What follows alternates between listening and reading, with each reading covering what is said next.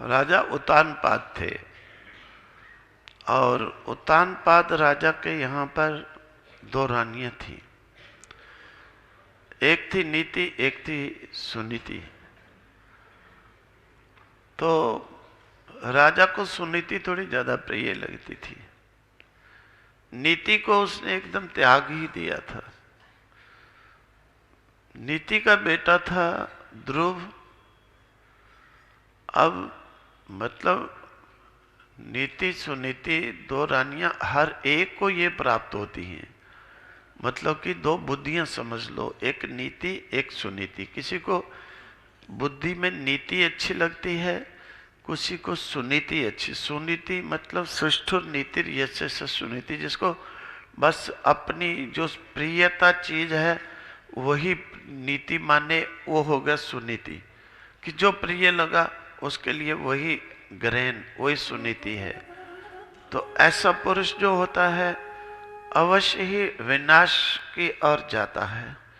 और जिसको नीति अच्छी लगती है, नियम नीति सदाचार, वो अवश्य ही कल्याण का पात्र बनता है। इसलिए कहते हैं सुनीति केवल जो अच्छा लगा वो नहीं, जो अच्छा लगा वो नहीं। इसलिए राजा को मंद बुद्धि हो गई, सुनीति अच्छी लगने लगी, नीति को त्याग दिया। नीति का बेटा था ध्रुव जी महाराज।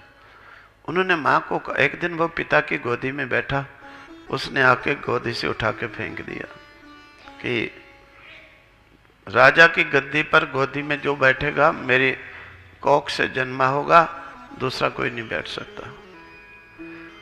ध्रुव जी को गुस्सा चढ़ा। उन्होंने आकर कहा, माँ ये देखो मेरे साथ ये व्यवहार।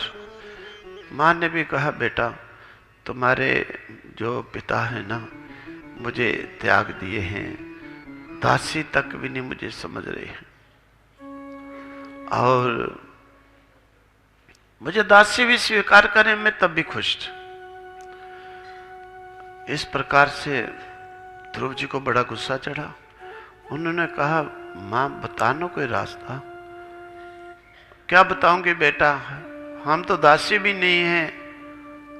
फिर भी कहा ध्रुव जी ने, कोई बताओ रास्ता। मां ने कहा, एक बात है, भगवान कर सकते हैं। भगवान जो चाहे ना, नारायण प्रसन्न हो जाए, वो अवश्य कर सकते हैं, अवश्य कर सकते हैं। तो वो भगवान कहां मिलेंगे, मैं उनके पास जाता हूं। अब 4 साल का बेटा, क्या बेटा, उनके लिए तप करना पड़ता है, ऐसे थोड़े मिलते हैं, मैं तप करूंगा। अच्छा बात क्या थी, संस्कार थे तप के पहले के। पहले जन्म में ध्रुव जी तपस्वी थे, तो अच्छे तपस्वी। अंत समय शरीर त्यागते समय उन्हें राजा देखा जंगल में, साथ में मंत्री फौज, जय जयकार। तो ध्रुव जी के मन में आ गई, मैं भी कभी राजा होता तो मुझे भी ऐसे सत्कार मिलता। बस अंत समय की वासना ही जन्म दे दी। अब वो संस्कार उन्हें प्रभावित कर रहे हैं, बहाना बन रहा है उनके पिता का। बात असली जो है वो पूर्व के संस्कारों की बात है, जन्म उसी प्रकार से होना है।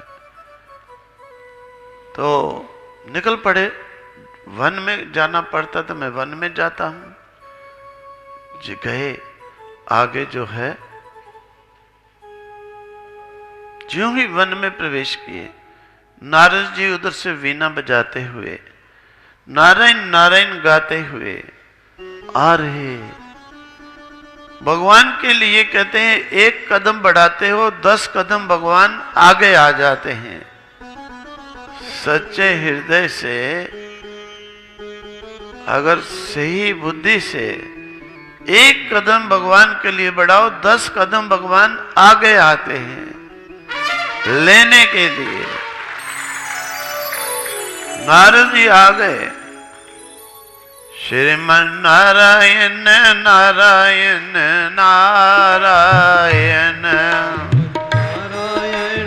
नारायण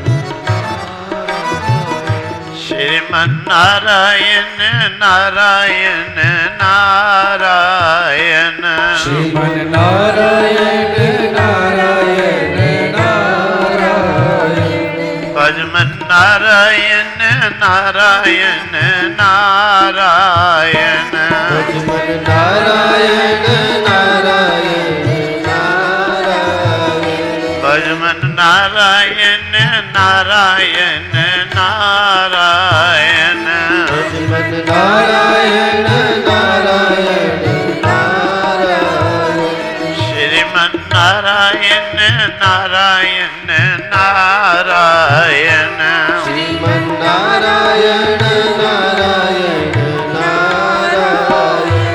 तो नारद जी ने कहा, भाई तुम कौन? मैं ध्रुव। आप कौन? मैं नारद। क्या काम करते हो? मैं भगवान से मिलाने का काम करता हूं। अच्छा, मुझे भी मिलना है विष्णु जी से। नारद जी ने कहा, बेटा गुणादिकान मृदम लिप्सेद अनुक्रोशम गुणादमात मैत्रीम समाना धन विच्छेन्ना तापेर अभिभूयते। बेटा, भगवान से मिलना बड़ा कठिन होता है। वन में तप करना पड़ता है। महाराज करूंगा ना। तुम क्या करोगे? भूखे, कुछ मिलेगा नहीं खाने के लिए, रहूंगा भूखा। शेर भेड़िए भी खा जाएंगे, खा जाए कोई बात नहीं। अरे छोड़ो इन बातों को। ऐसा करो, गुना अधिकानम बुदम लिपसेद। बेटा, जिसने सुख चाहता हो ना, उसे गुणों में अपने से अधिक कोई गुण वाला हो, उसके साथ में द्वेष नहीं करना चाहिए, उसके साथ जय जयकार ही करनी चाहिए, तब सुख मिलता है। और गुणों में अपने समान हो तो उसके साथ मैत्री कर लेनी चाहिए, उससे भी सुख मिलेगा। और गुणों में अदम हो, उस पर दया करनी चाहिए, उससे भी सुख मिलता है। ये रास्ते हैं सुख के, जाओ पिता के वो देख के, सुतेली माँ के गुणों को साथ मैत्री करो, उसके साथ ईर्ष्या नहीं, सुख नहीं मिलेगा। अभी तुम्हारी आयु ही खेलने कूदने की है। ध्रुव जी ने कहा, महाराज सोयम शमो भगवता सुख दुख हतात्मनाम दर्शिना कृपया पुंसम दुर्दर्शो अस्माद दिये स्तुत्यः।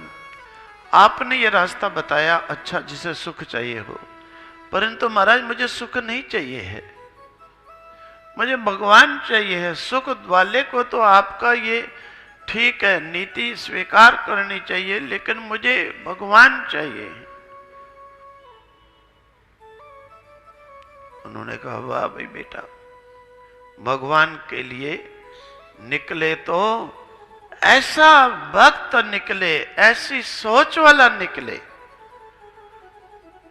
उपदेश दिया, जाओ किसी भी लकड़ी को मूर्ति समझकर, नहीं मिले पृथ्वी को ही भगवान का मूर्ति समझ के पूजा कर लो, नहीं मिले जल में ही भगवान को समझ के कर लो। कहीं भी जल है, स्थल है, सर्वत्र भगवान है भाई। तो ऐसा करना, ये मंत्र है, बस शुरू हो जाओ। ध्रुव जी ने पहले फल मूल खाकर फिर वो भी छोड़ दिए, हरे पत्ते खाकर फिर वो भी छोड़ दिए, फिर सूखे पत्ते खा के फिर वो भी छोड़ दिए, केवल जल पीकर फिर जल भी छोड़ दिया। एकदम समष्टि सारे संसार के प्राण तड़पने लग पड़े। देवता लोग ब्रह्मा जी के पास गए। ब्रह्मा जी कहने लगे, भाई मैं तो इसमें समर्थ नहीं। विष्णु भगवान के पास गए, महाराज सब सृष्टि तड़प रही है। उन्होंने कहा, कोई बात नहीं, कुछ विनाश नहीं, प्रलय नहीं होने वाला है। मेरा एक भक्त समष्टि प्राण रोक करके मेरा तप कर रहा है, उसके तप की आग से सबके हृदय एकदम काम कर रहे हैं, मैं अभी जाता हूँ, तप से उसे हटाता हूँ, सब सुखी हो जाएंगे। भगवान विष्णु जी जाते हैं और वहां जा कर के सामने चतुर्भुज रूप, बेटा बेटा बेटा बेटा कुछ नहीं, वो स्वादिष्ट। फिर ध्रुव जी के हृदय में अंदर दर्शन दिया। ध्रुव जी ने सोचा मैं जिसे देख रहा हूं ये कौन है। फिर आंखें खोली, देखते हैं सामने विष्णु भगवान। नमस्कार। चलो स्तुति की। इधर पीछे क्या हुआ, नारद जी चले गए, ध्रुव जी को रास्ता बताकर चले जाते हैं उत्तानपाद के यहाँ। उससे पूछते हैं भाई तुम्हारा मन क्यों दुखी है, क्यों उदास हो। उत्तानपाद जी कहते हैं नारद जी मैंने बड़ा अपराध किया, 4 साल के बेटे को बाहर निकाल दिया, न जाने वो कहाँ पर दुखी पड़ा होगा, कोई वन में शेर भेड़िए उसे खा गए होंगे। नारद जी ने कहा उत्तानपाद जी आप उसकी मत सोचिए, उसकी सोचने वाले भगवान हरि हैं, शीघ्र ही वर पा करके भगवान हरि का दर्शन करके आएगा। बोलो श्री कृष्ण चंद्र भगवान की जय। अब क्या होता है, आ जाते हैं, वर पा करके राजा को मालूम पड़ा। राजा रथ लेकर ब्राह्मणों को स्वस्ति वाचन आदि कराते हुए लेकर अगवानी करने के लिए गए। बेटे को वर पाया सुन करके बड़े खुश हुए, आकर राजगद्दी पर उन्हें बिठाया और स्वयं अपने इस अपराध को क्षमा कराने के लिए, इस पाप को धोने के लिए वन में जाकर के तप करने लगे। इस प्रकार से ध्रुव जी महाराज वर पाकर 36,000 वर्ष जो है आकर के राज्य करते हैं।